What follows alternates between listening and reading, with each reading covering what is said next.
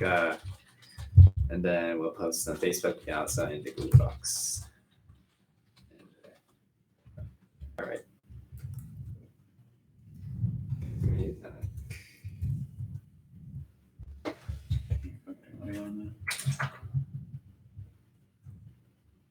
I can hear it.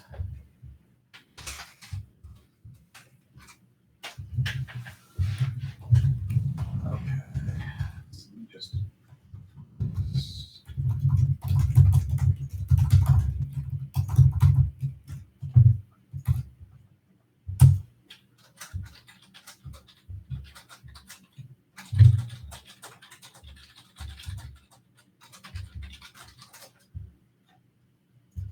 Oh, it's working. Hey.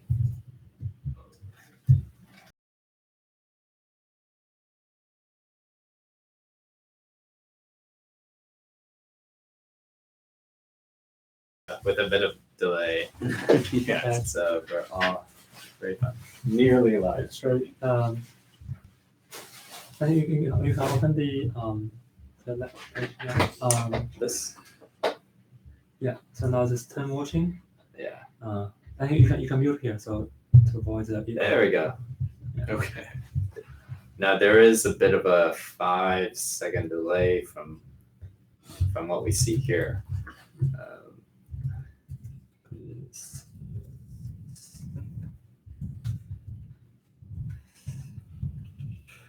Same link as above, right? Maybe just say.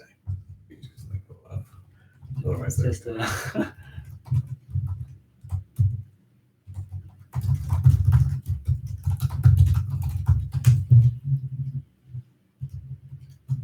okay.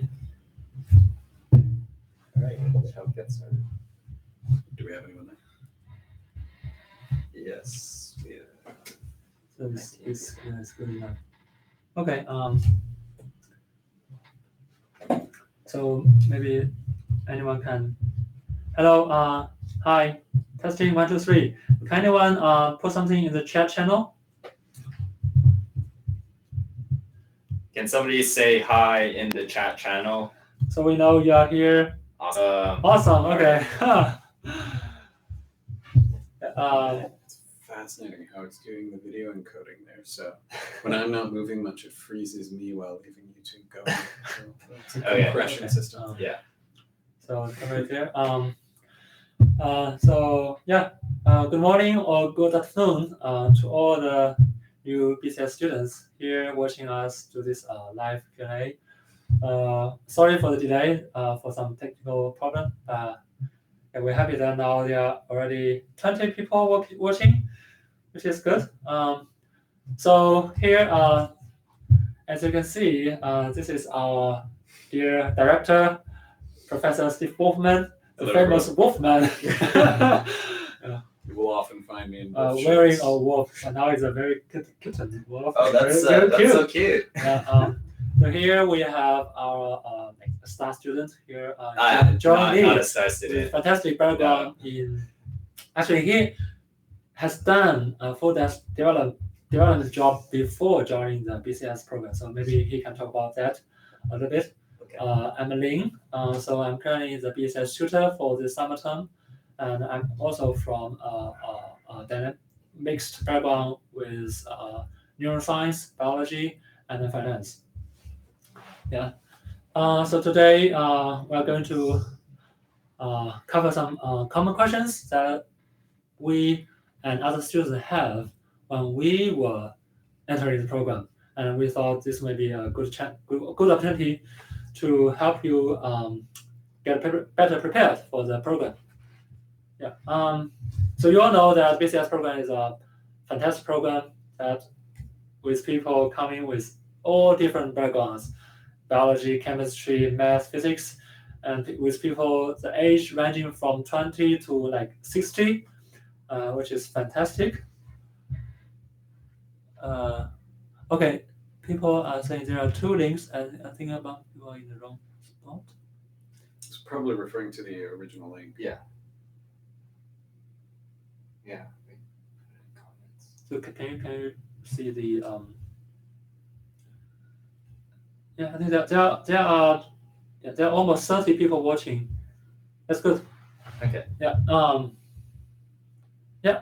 So So, let's start with a short introduction. yes. So I will start that.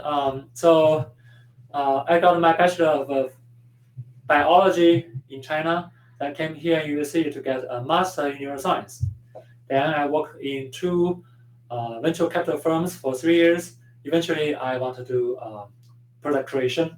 I feel like the rewarding moment when I get something done and create something, the ownership work and the intellectual challenging really makes me excited about programming. So that's why I'm here. And I have already done almost finished the program with 9 credits left. I'm currently applying for my first internship in September. Yeah, here we are. So, John? Yes. So hello, everybody. My name is John Lee.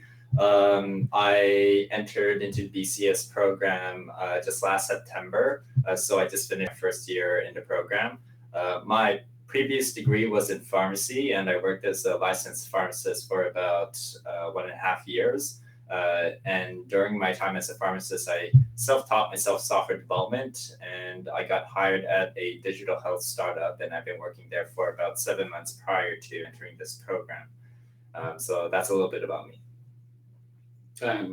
I guess my background is significantly more boring than a BCS student. I took an electrical engineering degree at Duke University back in '93 is when I started. Electrical engineering was so I got lots of AP credit because computer science didn't offer as much AP credit, but I spent as much of my time as I could in computer science, and then went on to master's and PhD in computer science along with my wife Rachel, also faculty in the department here.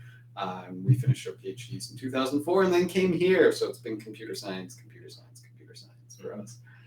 All right. And decades of mentoring experience. Yeah. So just one question. Are you guys hearing us quite well? If there's a problem, please tell us. And if you think the sound is okay, so we're just going to into the question section. All right. Okay, yeah. All right. So please keep adding your questions at the very end of the document. We've tried to address some of the questions directly in the document, but if there are still some standing questions, just add them down below. We would like to note that there is a very helpful link that Steve sent you about some more details, specifically on like course selections, course registration, and it might be helpful to browse that prior to posing questions on courses. But anyways, I guess we can start off with one of these here. And it says here, in your opinion, does the bridging module affect career prospects to any significant degree? Or is it better to focus on interests? So I'll take a stab at it first, and then I'll pass it on to both of you. So my thoughts to this question are that it depends on your course selections and where you want to go. So how I sort of think about the BCS degree is I first think about what are my career objectives and what industries do I want to work in, and in what capacity do I want to work. So my goals would be to work somewhere in the healthcare industry in a technology role. And I want to be able to open up my opportunities towards leadership roles as well. So my bridging module is in machine learning and statistics, and the reason why I chose that as my bridging module is so that I could gain some baseline literacy in the field. And I believe that doing so will allow me to recognize opportunities to apply machine learning and machine learning to problems in healthcare, because based on my past experience, there's quite a bit of there is a lot of messed up things about the healthcare system today that I really like to fix. So so I visualize my career objectives and I sort of work backwards. And then I ask myself, what are sort of the skills and experiences that would serve me best when I'm trying to aim for that objective? So to me, the answer was stats and machine learning bridging module. Now, I know that now you did mention here that whether it's better to focus on your interests. So I guess I would say I guess I would say for cognitive science, based on what I've heard from other people, COGS courses seem to be quite useful for people who want to go into research. So that seems to be the general theme that I'm getting from my friends, but other people might say otherwise. So really start from your career interests, your career objectives, and work backwards and figure out what are the pieces and courses and experience skills that I need to know to attain that objective. So,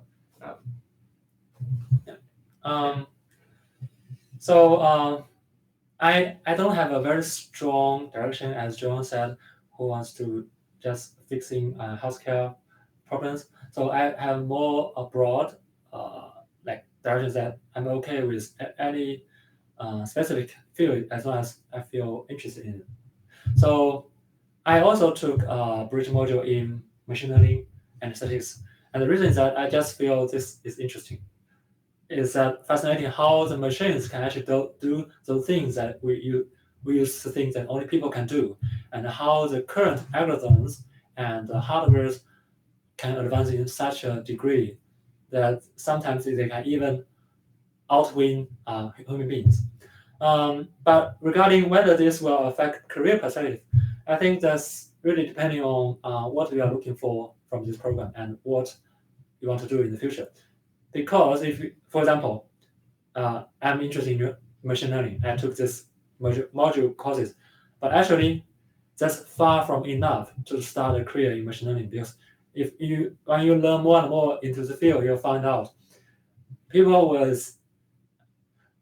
the company are looking for people with PhD in machine learning, not even masters. So if you have master in machine learning, it's okay, but you may do some entry level, analytical or application level work. But only the PhD in machine learning, they can actually do the fancy stuff.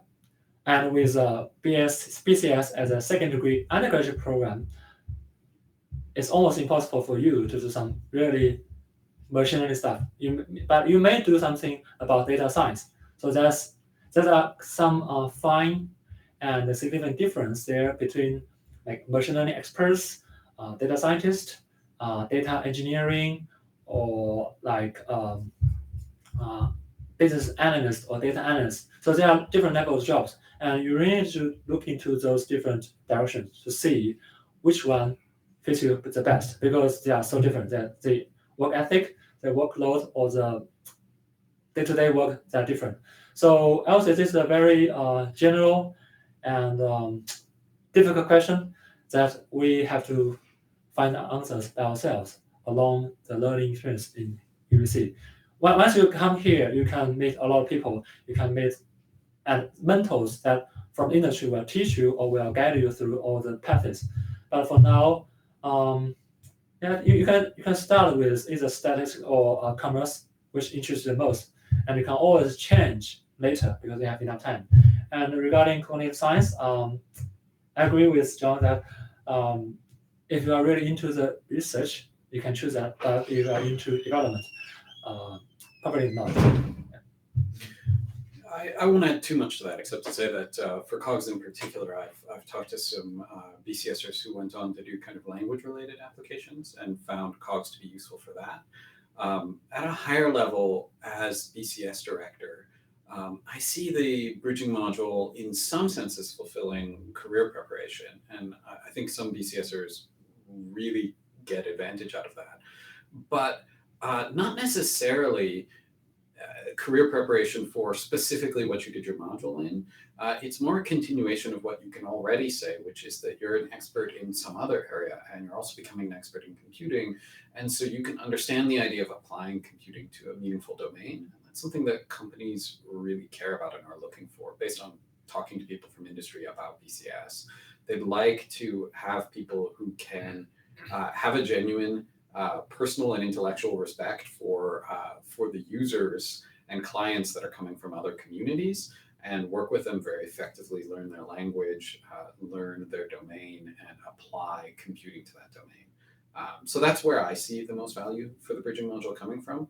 So, in some sense, I think maybe if you have a real interest and passion in something, maybe that's the place to do the module, because that might be the way to build towards that ability to express an empathy and willingness to connect with clients in other domains. Should we move on to this one? So I think actually there are a lot of questions regarding bridging modules. Yeah. And I can add a little more information to the bridging modules, because I had some struggling with choose which bridging module to do. But eventually I found out actually no need to worry that much. you're pretty very flexible regarding choose which bridging module. For example, there are students choosing Spanish to have a second language to learn. There are people choosing literature. So as long as you can come with a story and make it solid why you want to choose this. And Steve, I will not say 100%, but Steve is very nice and flexible. As long as the reason to choose which module or which course is valid. For example, some opposite example, like maybe one module that's become more popular recently is one focusing on digital media. And people doing that module have been looking for courses in the Bachelor of Media Studies course list. You can find that online by searching for UBC BMS, Bachelor of Media Studies. And they end up taking maybe an anthropology course, an art history course, a visual arts course, and a creative writing course, and a computer science course like 344, our human-computer interaction course. And that sounds like it's scattered all over the place, but as long as you can make a clear argument for how these 5 courses fit together to form a coherent whole, then it's basically fine. Upper level courses, and there's some other constraints, but basically, yeah. Yeah, I think that's good. So maybe we can cover this one. It's on commerce bridge course. Yeah, the feedback I personally hear about the commerce bridging module differs depending on which courses people take and where their interests are. Generally pretty positive, particularly from people that really want to get into the business side of things. So if you want to go out there and be a software engineer working in a company and you'd be horrified if you got promoted into management, you probably shouldn't be looking at commerce as your bridging module. But if you're thinking, I want to start a company, or I don't want to start a company, but I want to be part of a startup, or I want to be a consultant, I want to do management, or even I want to be really deeply involved in kind of the ideation phase of developing a new computing product. So when you're figuring out like what will it be and what will our market be and that sort of thing, for all of those, a lot of commerce courses can be really helpful. I guess the ones that I get the most negative feedback on usefulness of are the ones that are closest to computer science courses, where people feel like, I could have learned all that in the CS course. So I think there's one where you learn some database stuff. And BCSers and it's not credit excluded with computer science 304. There are 2 commerce courses that are credit excluded with computer science courses. Do not take them. But there's another one that's not credit excluded, and BCSers take it. And if they like it, it's because they wanted a light course to mix into their term when they have a lot of heavy courses. I tend not to get a lot of, that course was great, it really helped me in my trajectory about that one. Just take computer science 304 instead, or databases course. I would also like to add that when you're picking your commerce courses, please do pay attention to any sort of course conflicts that might occur, because I have a friend who's doing a bridging module in commerce, and he actually has quite a bit of problems with conflicting courses. Schedules? Yeah, in terms of scheduling. And Right. scheduling is going to be a bugaboo for you in BCS because it is a compressed program, which means you just have less time for, oh no, this course is scheduled at the same time as this course. Oh, I'll just take it next term or next year. You don't necessarily have a next year to take it. So you're gonna have to accept some of that. All right. Did we want to answer this graduate study program? I mean, I can answer that really Yeah. quickly. So there was this question: have any of the outstanding BCS students gone on to do their graduate studies in leading institutions in the U.S.? Roughly speaking, do you need to do some research work to do that? So the answer to the first part is yes, absolutely. There have been a number of BCSers that have gone on to grad work in the US. It's definitely not the most common course that people take. I suspect that is because all of you have a previous degree, you're coming back and getting another degree. You may not feel like a degree after that. But you all are quite strong students. If you do well grade-wise, and you also have experiences that would work well for applying for graduate school, and this idea of some research work is pretty central to that, then you're in a very competitive position for applying to grad school. And again, for grad school, this is a case where having another degree is probably a big help. You can talk about that in your application. Hopefully you're still passionate about either your previous degree or whatever you bridged with. And you can say, this is an area that I'd really like to dig into deeper. Like to pick on Ling, a neuroscience background combined with computer science at a fair bit of depth in both, and then mixing in some statistics would put you in a pretty good position to apply for grad work, particularly if you've got some research work along the way. In terms of how you get research work, because I think that's probably implicit in that question, it is unfortunately a bit of a dark art exactly how you do it. But the way I would get started is get to know all your profs and all the classes that you take, as well as your TAs, especially the grad TAs. We don't actually have that many grad TAs in our courses because we need so many TAs. A lot of them are undergrad. But get to know them, talk to them about their work and research. See if you can connect with them and maybe get a research opportunity. And also find the reading groups, that's the term you want, for whatever research area you're interested in. So someone asked, I think in this document about natural language programming, and I searched on Google for UBC NLP reading group because I didn't remember where the website for the natural language processing reading group was. And there it was. So you can drop in on those reading groups, and that's a great way to get to know the research area, get to know the people doing the research, and maybe create an opportunity to do targeted study or something like that. Mm-hmm. So I guess in terms of when to apply for the co-op program, the link will provide sufficient information. Generally, it's one term prior to this intended start date of the co-op position. The thing to add to that is co-op will have they always have some sort of event for BCSers, the informational event in September or October? Yeah, September. It's a special session. Yeah. I think we can cover about this co-op program for a little bit. So co-op program is it's actually an internship program that carried on by university. So the university will have specified agents or people to do the job, to collect the job openings and to set up the system and put all the resources in one place. So students can sign up, enter, and apply through the system without spending all the time to looking around in the internet. So there are pros and cons for this. Pros is that they're all there. It's like one-stop shop, and you have coordinators.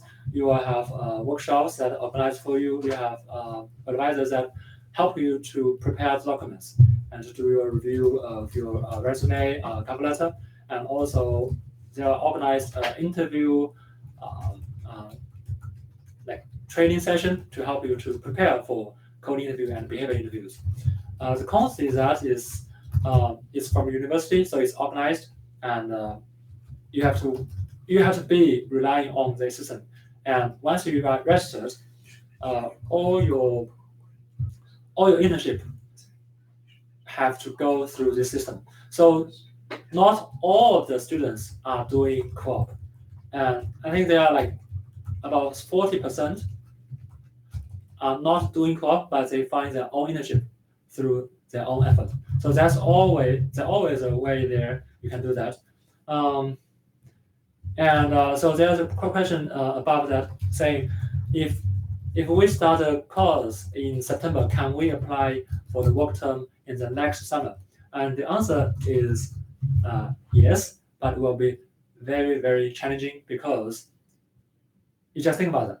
The company is looking for someone to work with them, and they're not looking for someone just to do labor work. They're looking for someone who can actually code, can actually produce, can actually work with the other developers in the team.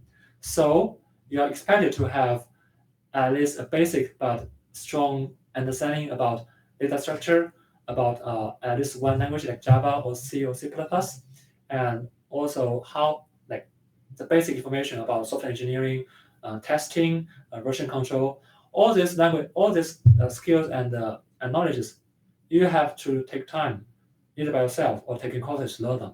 So if you want to start in summer, which means you will start your application in January, which means if you only start learning the stuff in September, you have only 3 months to do that, or 4 months, depending on how you count time.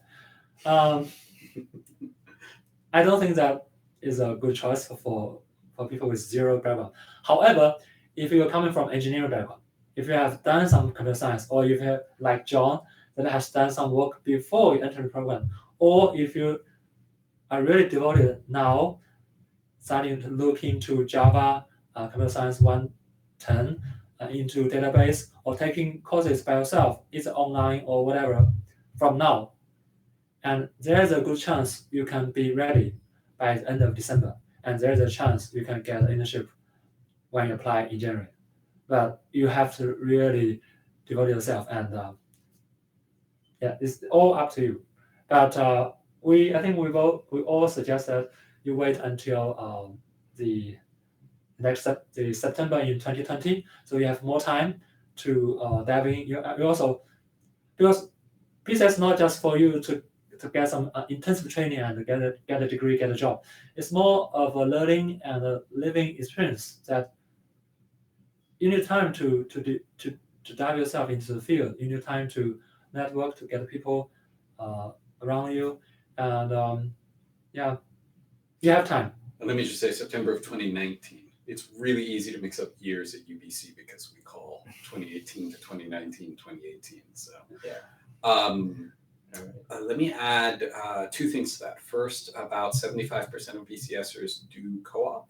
So definitely the most common route is to go by way of co-op, but there have been quite a number of BCSers who either in addition to co-op or in lieu of co-op have found internships on their own. That is also quite possible. The second note that I wanted to add is that the co-op program is not excited about BCSers doing co-op in their first summer. So if you are, say, 2 terms ahead, you've already got computer science 110, 210, and hopefully 121 as well, then you should definitely be talking to the co-op program about going on co-op in that first summer. Otherwise, you should probably be looking at going for your first co-op term in September of next year instead. Mm-hmm. We kind of answered this. Do we have opportunities to work in CS labs? So one thing I should say is we kind of don't say CS labs here. You work in a research group, and it is a little different from, like, if you're coming from biology, which is the single most common background for BCSers, although not a majority background. My understanding is that there's lots of kind of scut work jobs in a bio lab where even when you have almost no background, you can go in there and do these jobs and start getting research work. Unfortunately, we don't really have that in CS. And that does make it a little harder to get into the research labs. On the other hand, it means the work that you're going to do in those research labs really matters when you get there.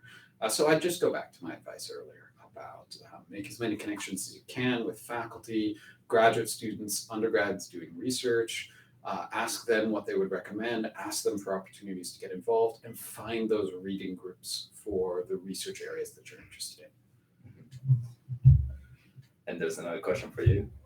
Once Steve is, easy one. So the question is, once your timetable is approved, you send me your first 2 terms and I say, yeah, looks good, or Can you make changes to it? You can absolutely make changes to it. Let me say the reason you're sending your timetable to me is because our experience in previous years is that a large share of BCSers make mistakes in their first 2 terms of registration. So the very simplest one is they'll only register for 1 term, thinking that you register for term 2 later.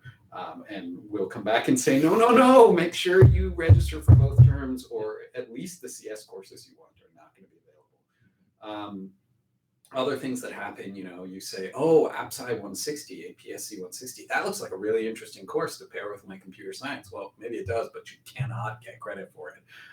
So we give feedback like that on that timetable.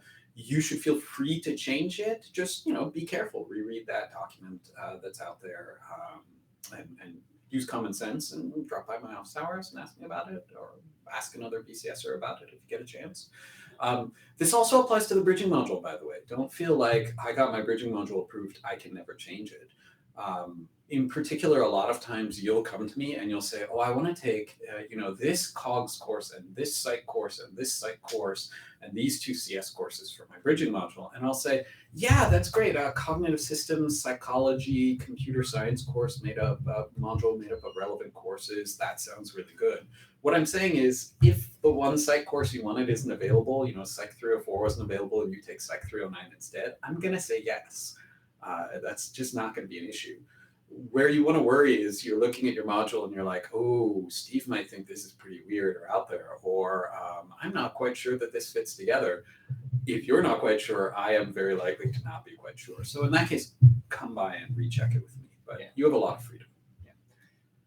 So I guess for this next one, Ling sort of partially answered it as well. I guess I could say on the topic of personal projects. So I went through the co-op application process, and I obtained a 4-month intern co-op with Hootsuite to start in September.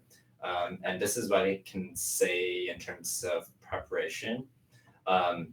So I know that Hootsuite has, just to give you some perspective, there were about 20 other students on the list that Hootsuite decided to interview for a couple of positions. And I can say that on average, those students will typically have about 2 or 3 projects already under their belt.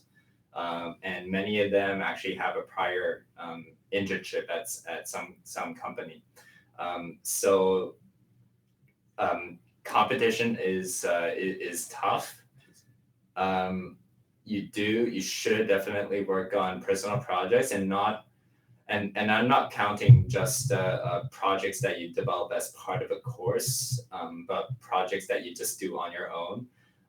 So my suggestion is, I don't think it really matters what kind of technology stack. I mean, it'll be helpful if it was the same as what the company's using, but I don't think the interviewers really care that much. They just want to see that you have an aptitude for developing projects on your own and learning the material on your own, and you're somebody who's kind of passionate about it and you can get work done. So do think about working on personal projects early now, because you only have so much time until you have to send out your resumes. And in your and picture how your resume would look like when you send it out. Because if you don't have very much technical content in there, then it's not going to measure up compared to the other candidates here. And let me make another note that it's a lot harder to get 4-month internships as opposed to 8 months. Companies greatly prefer 8 months because they can take the time to bring you up to speed. But for 4 months, it's a lot less time for you to make a productive contribution to the company. So they're quite a bit more selective for that. Let me just put in one note of moderation there. I definitely think good, strong personal projects are a huge positive for applying for co-op and for careers later on. You might be coming in though, and you've got a family, and you're having to work part-time at the same time, and you're taking BCS, and you're like, I'm just not going to get any personal projects done. That's okay too. There's a big ecosystem of jobs out there in computing right now. What it means is that your first co-op is probably not going to be at the really exciting place that you desperately wanted. I mean, Hootsuite is a really fantastic place to be working in computing. Maybe you won't get the Hootsuite co-op. You'll get something else. And what's going to happen when you go out on your first co-op is you're going to work on projects there. So when you're done with that co-op, you're going to have projects. Well, I was going to say that you can talk about that. Hopefully you're not under NDA, so you can't talk about them, but you're going to have experiences that you can refer to from that co-op. So I do want to emphasize that personal projects are a huge plus. I also want to say that that doesn't mean you have to have a bunch of great personal projects to get a job and to found a career in computing. In the long run, you are going to be creating things and doing projects. A good way of getting personal projects is doing hackathons. I'll just add it over. I can add some information here. So unlike John, when I came to BCS, I have no background in computer science. I have no personal project before. So here's how I do that. I think so. There are three categories you can consider for personal objects. The first is your course object. Yes, they are from the course, they are academic, but they are still considered as your personal objects, as long as you can prove that you did this and you did well. So during the interview, they will ask you specifically about your projects, and you can use course project as example. So that's first category. The second category is hackathons. So once you start even before you starting your computer science learning experience, you can join an hackathon you want, and usually they are cheap or even free, and you will meet a bunch of people there. The problem is that when you go there, your teammates are expecting that you can do something. So if you have no skill sets and even you cannot write a single code, you cannot make an app, probably you'll find a hard time to be in a good team. But the good thing is you can find some friends with you together to go there, and as long as at least one people in your team can do coding, you will learn something from this experience. And hackathon is definitely highly valued during resume screening and interview. People will ask you. And the third, which is I found the most useful category, is taking online courses and taking online tutorials, which most of them will have some part of projects, and you can start from there. Like for example, when you go into interview, you are usually expected to have at least one language that you feel very comfortable, that you can say you are almost master, but not master yet because you are so young. If you take Java example, my recommendation is that you look into the Java tutorial online, either video or text-based, and find some real projects that you can start from scratch and you can deliver, either be executable app or some website. So it's all depending on you. Like now, Java, C, C++, Python, and JavaScript are the most popular languages that companies value a lot. So, and if you are into this web application, you can just start learning JavaScript, and with HTML and CSS, you can build a website for yourself. And this website can very much be a very good personal object. And you can link all your other objects to this website, so make it a very good portal to display your portfolio. I think this strategy seems like the most efficient way to display that your projects and what you have achieved and your ability to code, because the employees will be easy to click on your website to see what you have done, and that make all the other things very easy. Yeah. Maybe we can knock off a few of these quickly, because I think this is a follow-up here. So there's a question on the chat channel that what's the maximum number of work terms are we allowed to do? Oh yeah, we've got that in here too. Yeah. So let's come to that in a second. I just want to do this one. Somebody said, do you mean having 110, 210, 121 by next summer before entering the program for next summer co-op? I think that was in response to what I said earlier about going on co-op in the summer. I am talking about having 110, 121, 210 before you start BCS. In that case, you should really be talking to co-op about going on your first co-op term next summer. If you're on the usual schedule and you'll have 110, 121, 210 done by the end of these coming 2 terms, you're on the usual BCS schedule, you should be thinking about co-op in September, not in the summer. So I think that knocks that one off. And then there was this question about in the registration page, some courses show that I need a prerequisite like Pre-Calc 12 when I click test registration will be fixed before our registration time. That's not something BCS is fixing. It's a little odd to see the Pre-Calc 12 thing. That's probably for one of the math courses. If you are worried about that, it's the Math Transfer Credit Advisor that you would talk to. So check out the link.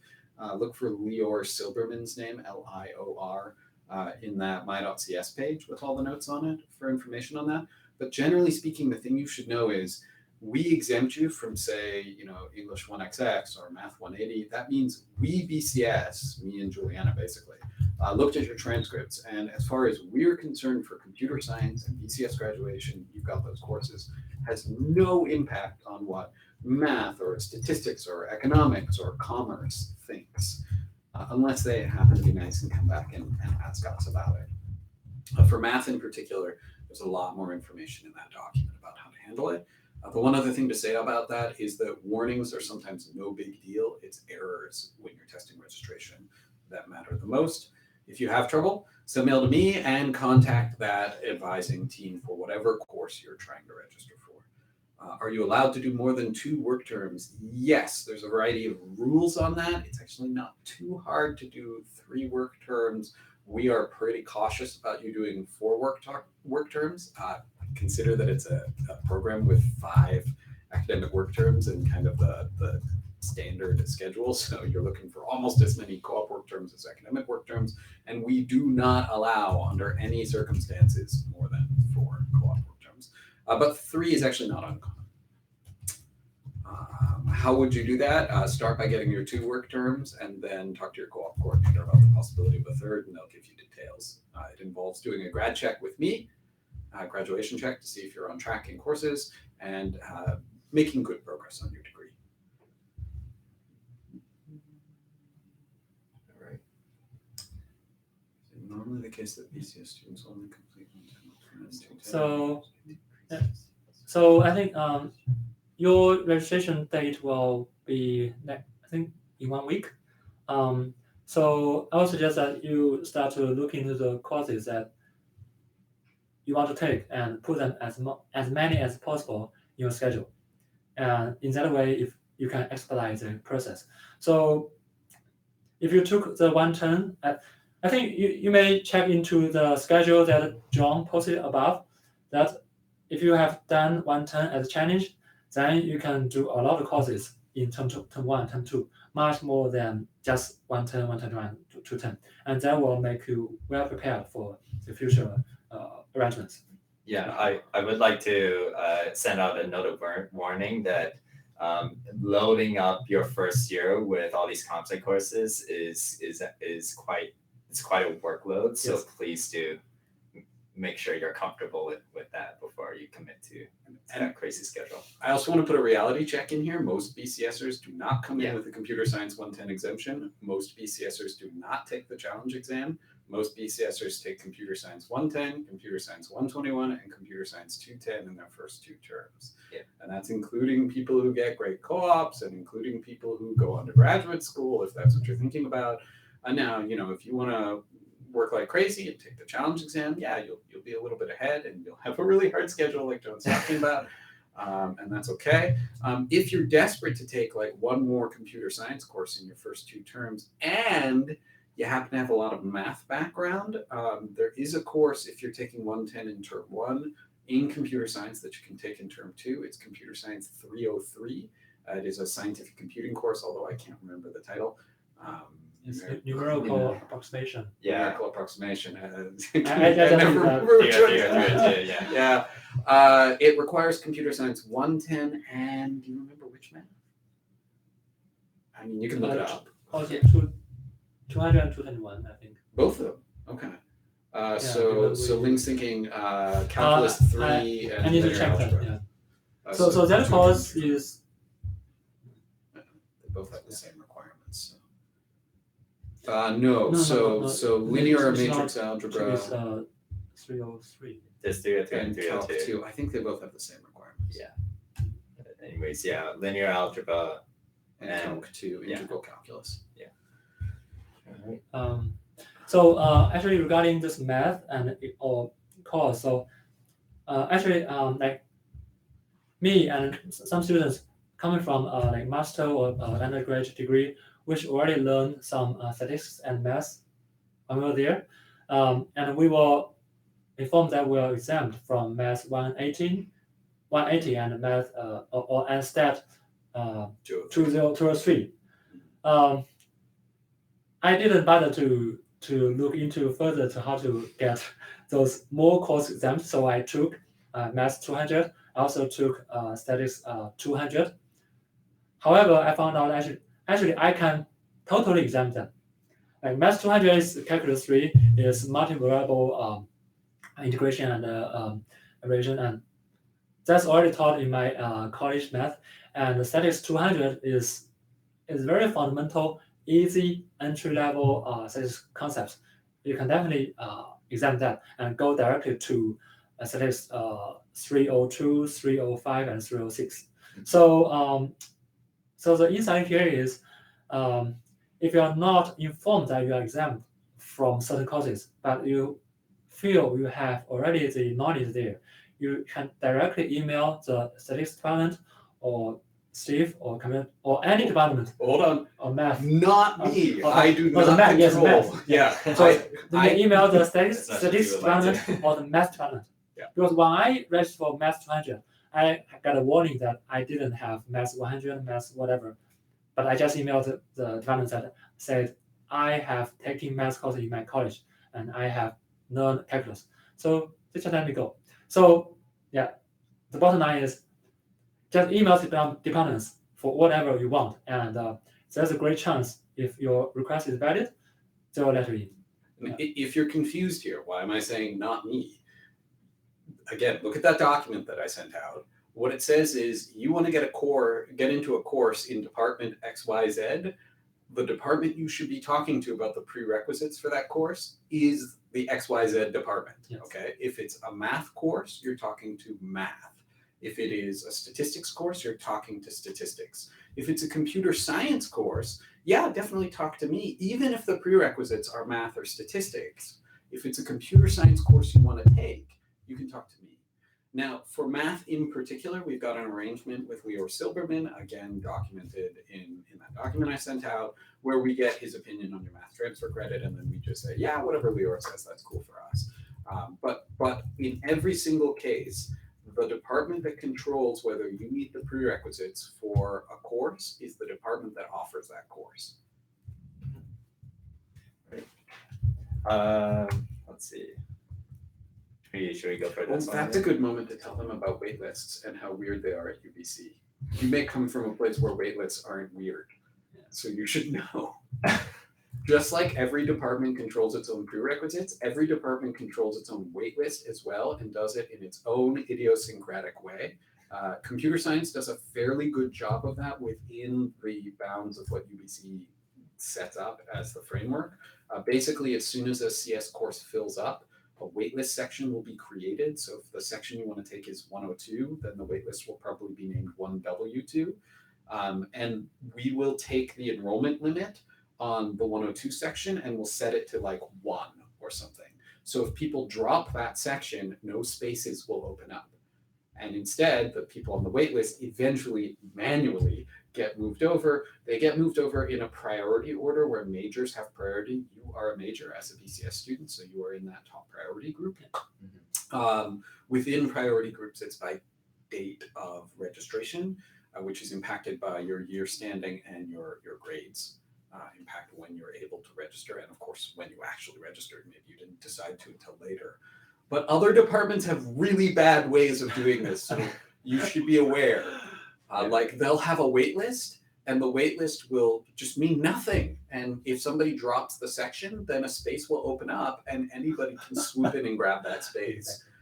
So just be cautious. I don't know how they all work. Probably like the BCS Piazza and Facebook groups are good places to be like, I want to be on a wait list for a course in visual arts. How do visual arts wait lists work? I don't know.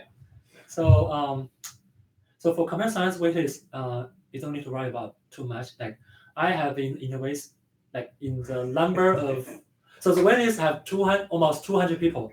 I think I'm almost the last because I registered the course at the very last minute.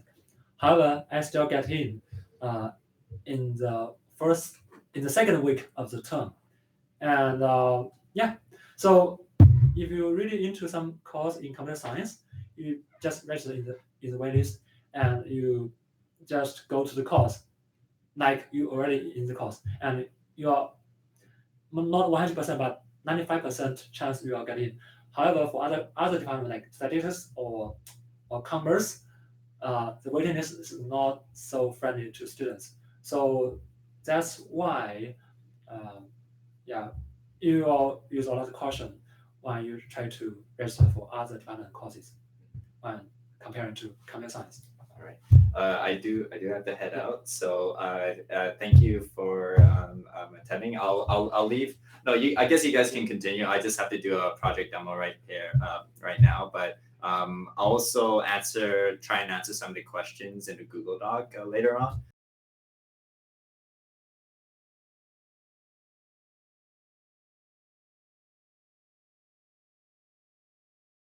I wish we could hear the applause in the audience. There are people are thinking, no? There we go. Yeah, there's the applause. Thanks, Nice. All right. Goodbye. All right. Bye. We just had some questions in here that. So I answer them. So like.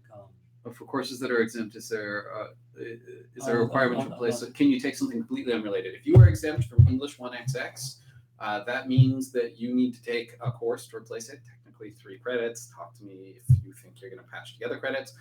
Does that course have to have anything to do with English 1XX? No. Does it have to be at the 100 level? No. It can really be anything of genuine academic interest to you for which you can receive credit. So, not a course for which you already have a substantial equivalent, not a course that is credit excluded with a computer science course or another course you've already taken, not a course that says it's not for credit for science students. There's Earth and Ocean Science is like 311 or something like that, and the 31X sequence in there. They all have a little note on them saying not for credit for students in the Faculty of Science. That's you. So as long as it's not something like that, yeah, you can take whatever you want. It's basically a free elective. Yeah. Technically subject to my discretion or Juliana's, but our standard really is a course of genuine academic interest to you. So if you want to know where we ask people, really, the answer is when they take the wine science course, the Introduction to Wine Science. We're like, is it really of genuine academic interest to you? And when people have come back and said yes, and here's why, and they have a decent argument, we have actually okayed that course as an exemption placement. Yeah. I don't know that we have new questions in here, do we? Give us new questions. Much, no. Maybe check down at the bottom again, see if there's. No. I'll check the. Do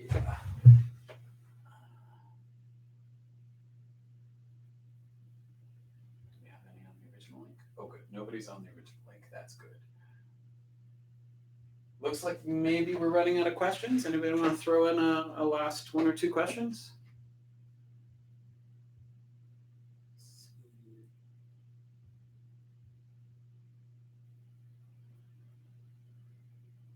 Yeah, family studies. That sounds cool, Derek. As long as it's of genuine academic interest to you. Yeah. There's a psychology course you may want to look at as well. I'm going to totally forget what it is, but it's something about like psychology of family interactions or something like that. I can't remember. Here,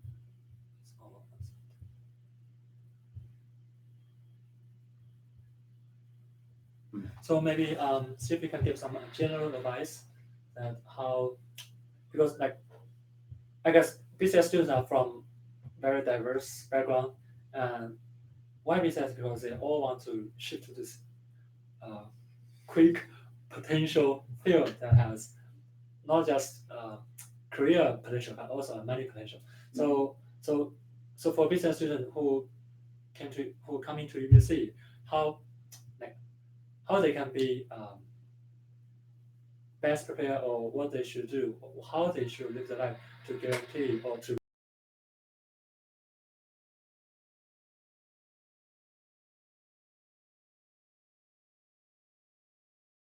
one thing worth talking about is giving you a sense of what I see as the norm for a new BCSer. So a couple of things on that count. One is what are the first two terms going to be like, and what they're like for different BCSers varies a lot. But for a lot of you, what you're going to find is it's hard. It's a culture shock to go from your biology background or your psychology background or your English literature background and come into computer science. A big change. So be ready to have to put a lot of work in, and be ready to have to learn what effective work means. So for example, you're going to take maybe 110 as your first course. It's got lots and lots of videos that essentially form the textbook, and you might be thinking, oh, well, what I used to do is I'd read the textbook and I'd highlight the important parts, and then I'd reread it and make sure I really understood those important parts. So you're thinking, I'm going to watch the video, I'm going to write some notes on it, I'm going to watch the video again, I'm going to write some more notes on it, I'll watch it a third time and double check my notes are all good and I'm ready. No. That's not going to prepare you for a computer science course. What you're going to do is you're going to have the video on and you're going to pause it as often as you can and try and do the work yourself while the video is going on. And you want to solve the problems yourself, solve problems over and over again as much as possible without looking at any sample solutions that are provided until afterward. And you want to critique solutions. You want to trade solutions. Ling and I both solve it, and then if it's a practice problem in 110, there are very strict collaboration rules. So, but there are also lots of practice problems on which you can collaborate however you want. So we each solve our practice problem, and we trade our answers, and we critique each other's answers. And only then, after we've discussed that, do we go and look at the sample solution together, and we critique the sample solution too. We say, oh, this doesn't seem right to me. And then we go to a TA's office hours or the instructor's office hours, and we say, oh, we totally disagreed with this. What's up with that? And it's going to be really productive. You're going to learn a lot from that. And I hope for a lot of you, it's a very different way of studying than you've seen before. It's going to take time to get used to it, and it's going to be hard. And that's cool. I hope that you're here for a hard, productive learning experience, and not for just, oh, I'm going to get through this and then I'll get a fabulous salary as a computer scientist. I mean, hopefully you will get a fabulous salary. But you're going to do hard learning to get there. The other thing I wanted to say in terms of norms for computer science, for BCSers, it's a 20-month program ostensibly. You should know that almost no one finishes in less time than that. I was looking through the records, and we had like 3 students in the history of BCS who have finished in fewer than 5 academic terms. Relatively few people finish in 5 academic terms. It's a significant percentage, but it is very much a minority of BCSers who finish in only 5 academic terms. So if you're thinking, I'd rather take it a little bit slower, just be aware that you're part of the majority of BCS students who are taking it a little bit slower. And that's totally okay. The norm for BCS students is about 6 to 7 academic terms. Summers are weird.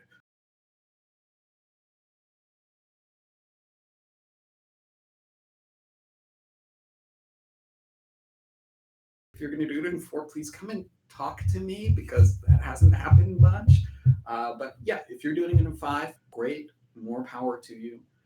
But if you're in the group that's thinking, oh, I don't know if I want to do it this way, maybe I'm weird taking an extra term, you should know you're not. You're making the same choice that a lot of people make. Oh wow, these are interesting questions. I can answer them.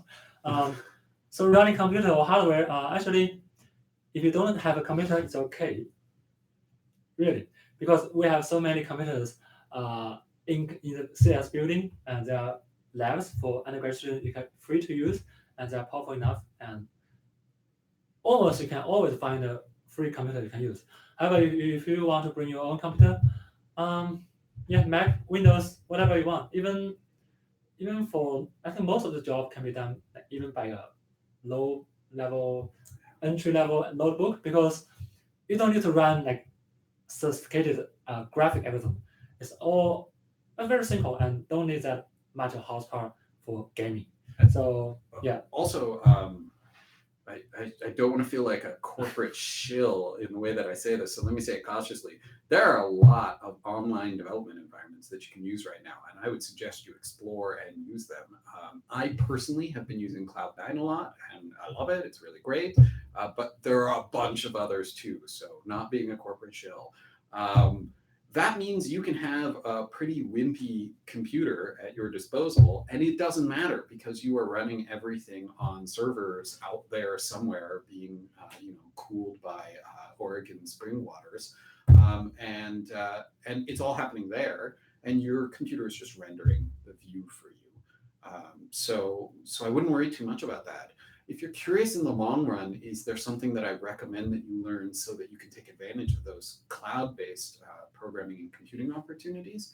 And the answer is it's not really Mac, it's not really Windows, it's Unix.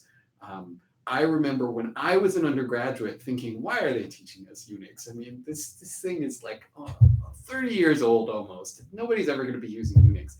And here we are, it's almost 30 years after I did my undergrad, and Unix is the dominant paradigm for cloud computing. So, and it's under the hood on Mac, and you can install Cygwin on Windows and use Unix. So, if you get a chance, learn some Unix.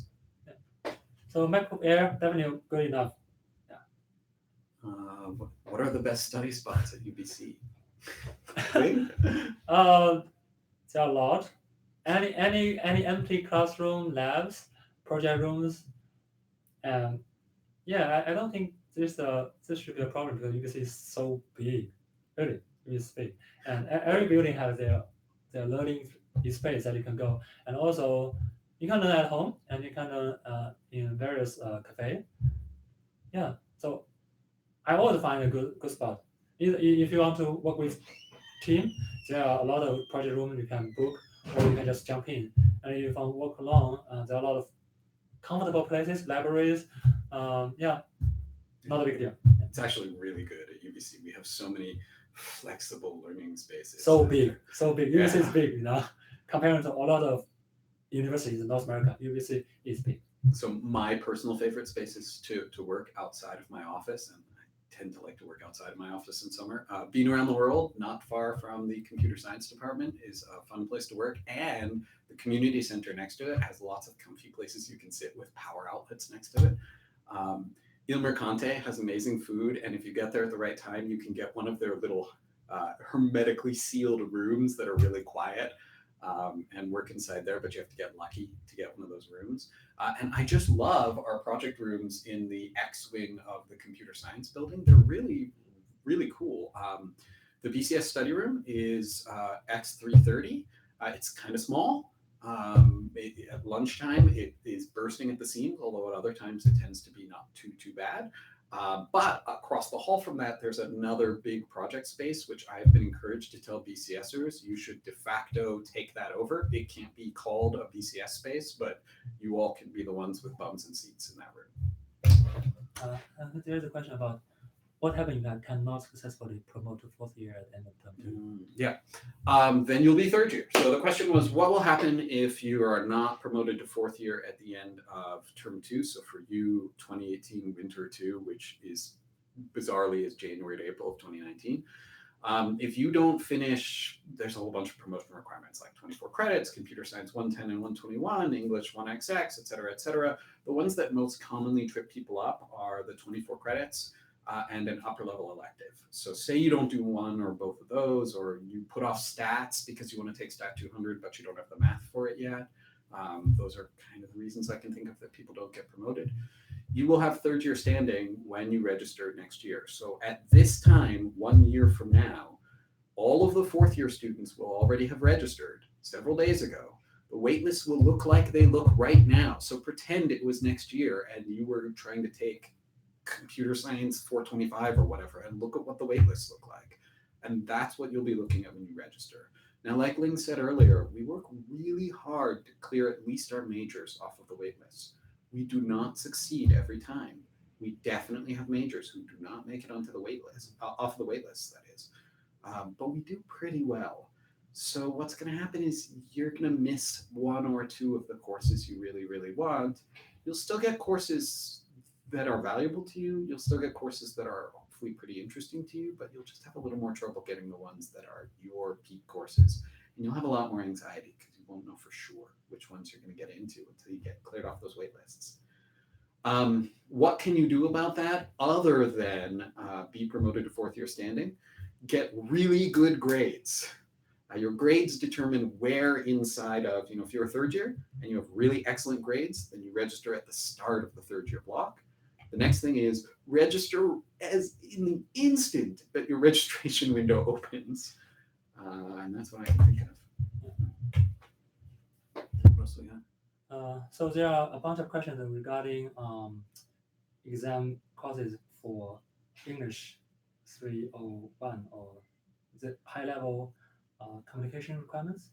Yeah, the upper level communication requirement. Can I use a class from my previous degree to exempt the English requirement so I can do more math stats? PSC, I will have a bit of trouble to try and reach.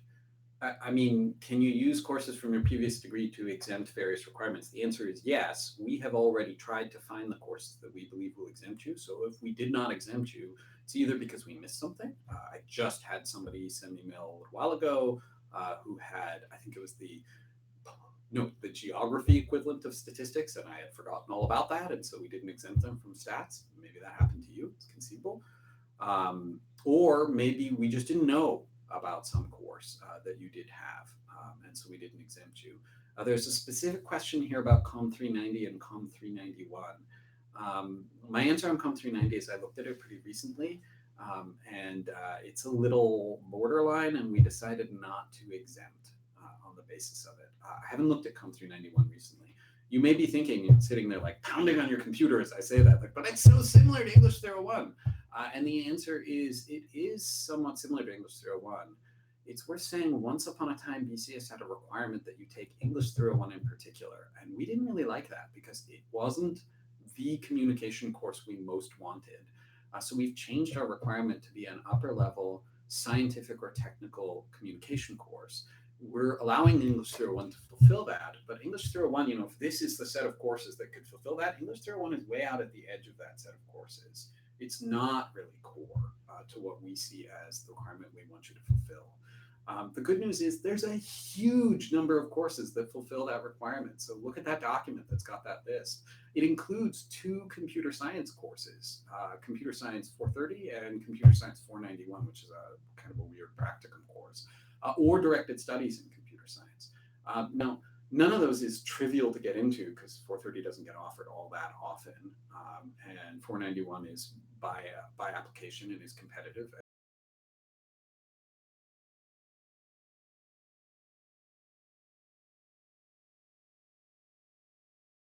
Like to take that fulfills that. So I think time is running out. I will answer one last question about this tri-mentorship program.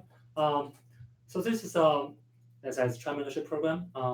For new BCS students, you are coming as a junior mentee, and you are prepared with a senior mentee, which is like in the fourth year standing BCS student, and pair with a mentor from industry. So, for example, some software engineer manager or senior software engineer from Hootsuite, from Amazon. So that's why you call tri, those 3. And it's a very loose form of mentorship there. You are free to arrange meetings with your mentors and mentees, and you're supposed to help each other. And the mentor will guide you through interviews or personal objects or career development. And if you are junior, the senior student will help you through the courses.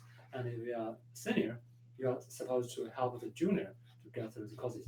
So it's more like just the department try very hard to help students to be successful in courses, in study, and also in career development.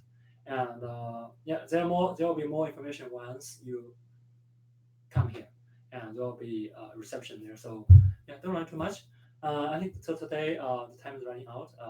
Both me and Steve needs to go, and yeah, we'll have another session on Sunday, and we'll be joining me, Lisa, and John again. So yeah, thank you for your time, and really welcome to UBC to BCS, and thanks Steve for for today's time. Thanks for and, setting it up. Yeah.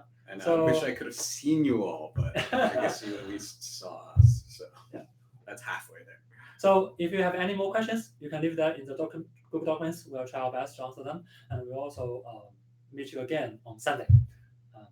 I think that's all for today. Oh, let me close with new BCSers, which I assume is most of you in the audience. If you have not already sent me your course plan for this coming year, read that welcome message that I sent you because you're supposed to have already sent it. If you've already sent it to me, I'm about 1 day behind in processing them, a little bit less. So if you haven't heard from me and you sent it like 3 days ago, probably means I did not get it. And I know that happened to at least one BCSer. So in that case, maybe try to resend or call me, I guess. Yeah. Telephone. Yeah. Reach out. Yeah. See you. See you. Bye-bye.